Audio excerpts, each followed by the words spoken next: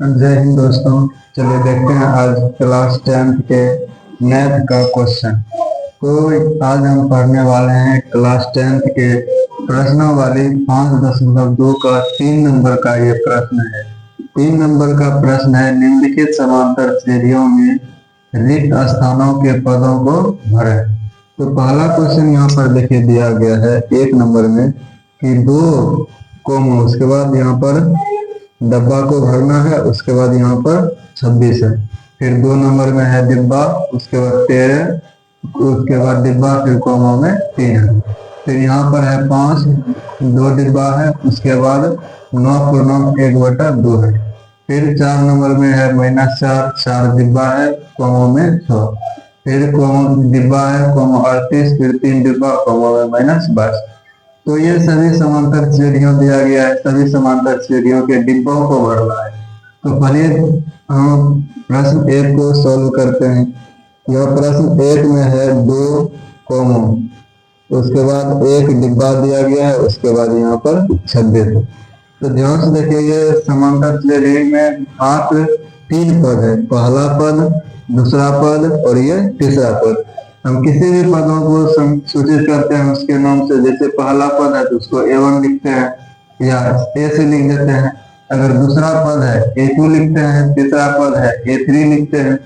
तो इस क्वेश्चन में यहाँ पर इस डिब्बा को भरना है, ये पहला पद, ये दूसरा और ये तीसरा। तो यहाँ पर देखिए, ये पहला पद दिया गया है और तीसरा पद दिया गया है। पहला पद यानी A बराबर 2 दिया हुआ है, तीसरा पद यानी A3 बराबर यहाँ पर 26 दिया गया है। तो इसको मान लेंगे समीकरण 1। अब ये A3 है तो A3 को लिख सकते हैं A प्लस में 2 में 1 3 में 1 घटाएंगे 2, D बराबर में 26। अब A का मान यहाँ पर दिया गया तो यहाँ पर रख देंगे, इसको मानेंगे समीकरण 1। तो समीकरण 2 लिखेंगे, समीकरण 1 का मान समीकरण 2 में रखने पर, तो यहाँ पर A प्लस 2D बराबर में 26 है, A का मान 2 है तो यहाँ 2 रखेंगे, फिर 2D बराबर 26। तो 2D बराबर, ये प्लस में 2 है, उधर जाएगा माइनस में 2 यानी 24 बचेगा। तो 2 से कट जाएगा 12 वर्ग में, यानी D का मान निकलेगा 12।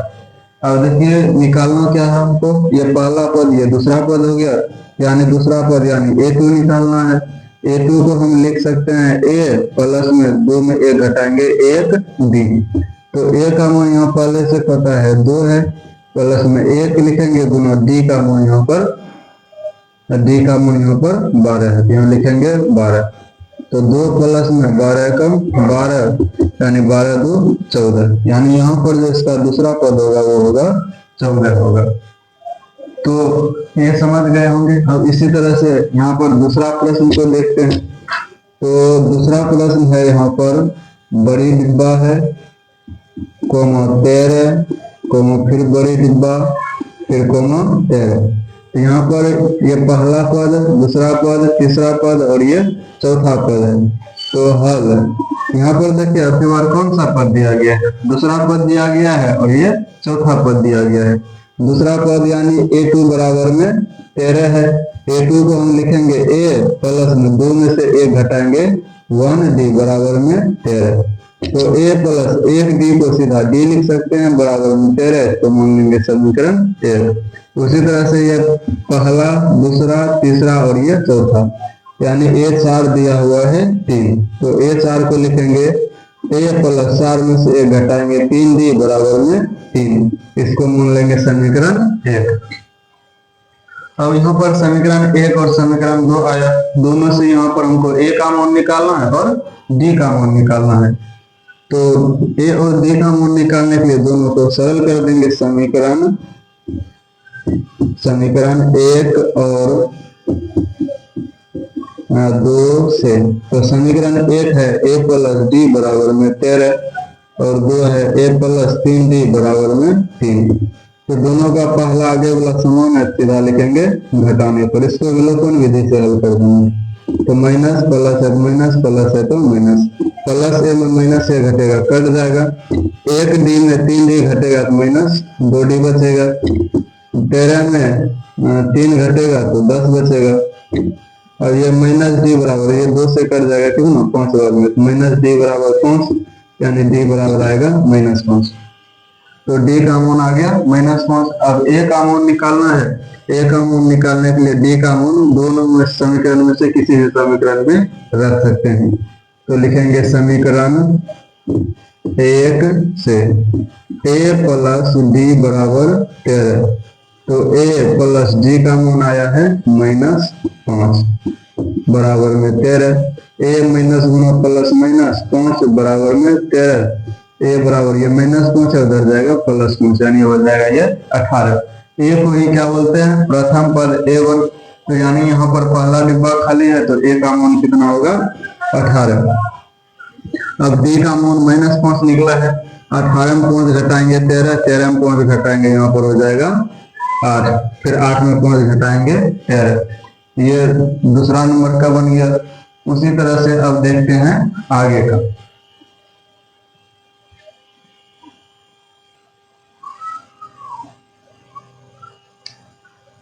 चलिए दोस्तों, प्रश्न 2 तक देख लिए। अब देखते हैं तीसरा प्रश्न। तो तीसरा प्रश्न है 5, फिर डब्बा है, फिर डिब्बा, फिर उसके 9 पूर्णांक 1/2 है। फिर यहाँ पर देखिए ये पहला पद, दूसरा पद, तीसरा पद और ये चौथा पद। तो ये जो तीसरा नंबर में दिया हुआ है सार्वत्रिक श्रेणी, इसका पहला पद दिया हुआ है और चौथा पद दिया हुआ है। तो पहला पद यानी ए का मान दिया हुआ है 5 और इसका चौथा पद दिया हुआ है 9 पूर्णांक 1/2। तो चौथा पद को हम लिख सकते हैं क्या, ए प्लस 3d बराबर में इसका पूर्णांक हटाएंगे तो हो जाएगा ये 9 2 18 1 19/2, ये हो जाएगा 19/2। ये ए का मान है, इसको मान लेंगे समीकरण 1 और इसको मान लेंगे समीकरण 2। तो अब इसको हल कर देना है। हल करने के लिए क्या करेंगे, देखिए ए का मान पहले से पता है 5 और हमको निकालना है डी का मान। तो ए का मान समीकरण 2 में रख देंगे तो मान निकल जाएगा डी का। तो लिखेंगे समीकरण 1 का मान समीकरण 2 में रखने पर तो समीकरण 2 है ए प्लस 3d बराबर 19/2। ए का मान 5 है तो ए की जगह पर 5 रखेंगे, प्लस 3d बराबर 19/2। तो 3d बराबर 19/2, ये +5 है, बराबर को उधर जाएगा -5। तो 3d बराबर में तो भिन्न का घटा करेंगे। यहाँ पर 5 के नीचे में कुछ तो 1 है, 1 और 2 का लो 2 आएगा, 2 से 2 एक बार में कटेगा, 1 गुना 19 हो जाएगा। फिर 1 से 2 बार में कटेगा, 2 गुना 5 करेंगे 10 हो जाएगा।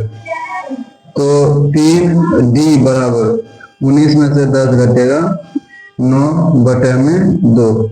तो d बराबर ये 3 इधर गुना उधर जाएगा भागा में, तो 9/2 गुना में 3, तो ये कट जाएगा 3 3 9, यानी डी का मान आ जाएगा 3/2। अब यहाँ पर डी का मान आ गया 3/2। हमको निकालना क्या है, दूसरा पद निकालना है और तीसरा पद निकालना है। दूसरा पद को a2 लिखते हैं। a2 को क्या लिख सकते हैं, a प्लस 2 में से 1 घटाएंगे 1d, यानी यहाँ पर d हो जाएगा। तो a का मान 5 है, प्लस में d का मान 3/2 है। तो फिर भिन्न का जोड़ करेंगे, 5 गुना 10 3 13/2, यानी ये जो पद होगा 13/2। यहाँ पूर्णांक में लिखा गया, इसको पूर्णांक में लिख देंगे। पूर्णांक में कहीं लिखने के लिए क्या करेंगे, 2 से भागा 13, कितना बार में लगेगा, 6 गुना 12, तो हासिल कितना बचेगा 1।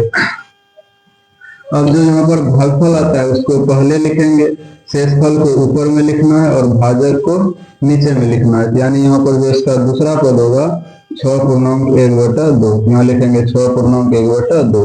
फिर तीसरा पद निकालना है, यानी a3 निकालना है।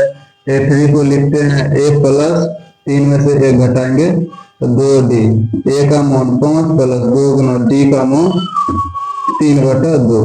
तो 2 से 2 खत्म, बच जाएगा 5 प्लस में 3, यानी निकलेगा 8। तो इसका तीसरा पद निकल जाएगा 8। अब यहाँ पर निकालना है क्या, इसका निकालना है चौथा।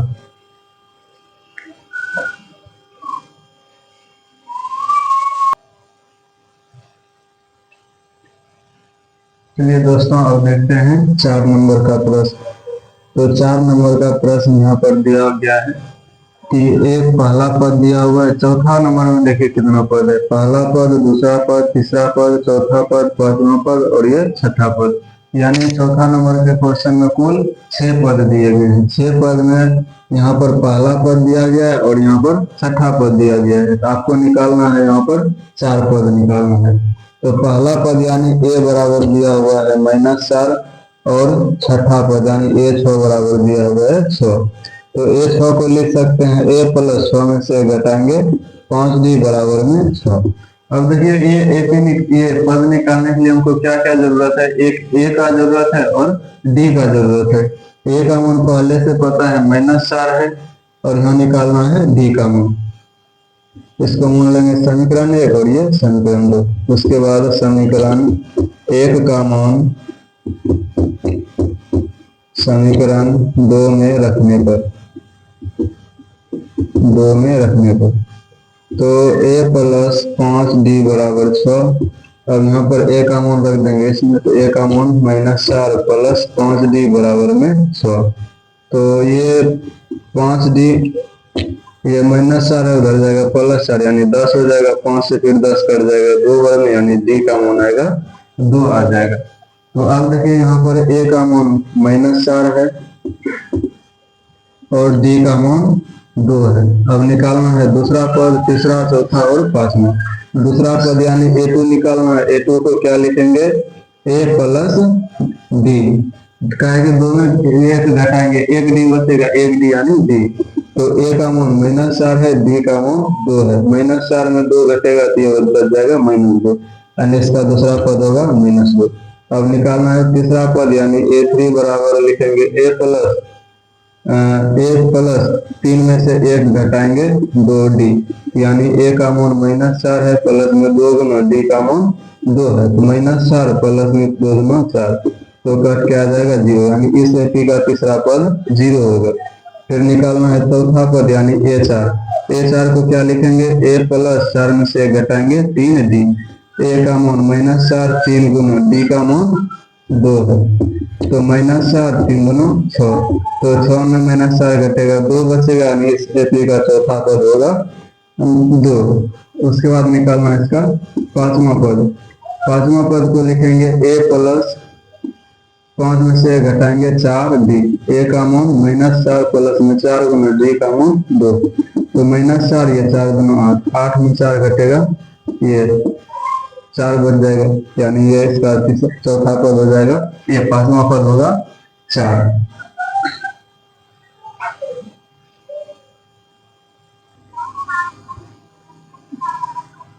चलिए दोस्तों देखते हैं अब इस तीसरा प्रश्न का लास्ट क्वेश्चन जो 5 नंबर में है। यहाँ पर 5 नंबर में दिया गया है 5वां नंबर का क्वेश्चन। यहाँ पर a2 दिया गया, पहला पद, दूसरा, तीसरा, चौथा, पांचवा और ये छठा। यहाँ पर a2 दिया हुआ है 38 और पहला, दूसरा, तीसरा, चौथा, पांचवा, छठा पद दिया गया है -22। तो a2 को लिखेंगे a + में d बराबर 38, इसको मान लेंगे समीकरण 1। फिर छठा पद दिया हुआ है तो छठा पद को लिखेंगे a + 6 में से 1 घटाएंगे 5d, ये दिया हुआ है -22, इसको मान लेंगे समीकरण 2। अब दोनों को हल कर देना है, समीकरण 1 और समीकरण 2 से दोनों को हल करेंगे। a + d बराबर 38, a + 5d बराबर में -22। अब दोनों का पहला पद बराबर है तो लिख देंगे, घटाने पर घटाएंगे, जहाँ प्लस है वहाँ माइनस, जहाँ प्लस है वहाँ माइनस, जहाँ माइनस है वहाँ पर प्लस। तो ये प्लस माइनस खत्म, प्लस d में -5d घटेगा तो माइनस में बचेगा 4d बराबर, ये दोनों प्लस में दोनों जुट जाएगा तो 38 बस हो जाएगा 60। 4 से 60 कट जाएगा 15 बार में, यानी -d बराबर 15, d बराबर हो जाएगा -15। तो यहाँ पर d का मान निकल गया -15। अब निकालना है a का मान। ए का मूल निकालने के लिए डी का मूल रख देंगे समीकरण 1 में। तो समीकरण 1 से, तो समीकरण 1 है ए प्लस डी बराबर 38। तो ए प्लस डी का मूल -15 है बराबर 38। तो ए प्लस माइनस 15 बराबर हो जाएगा 38, यानी ए बराबर ये -15 हो जाएगा +15, यानी 38 15 हो जाएगा 53। तो अब देखिए यहाँ पर निकालना है पहला पद यानी ए कितना होगा 53, तो ये निकल जाएगा 53। अब पहला पद, दूसरा पद और ये तीसरा पद निकालना है A3 को लिखेंगे A प्लस 3 में से 1 घटाएंगे 2D। A का मान 53 है प्लस 2 गुना D का मान यहाँ पर -15 है। तो ये 53, ये माइनस प्लस -15 गुना 30। 53 में 30 घटेगा बचेगा 23, यानी ये हो जाएगा 23। 53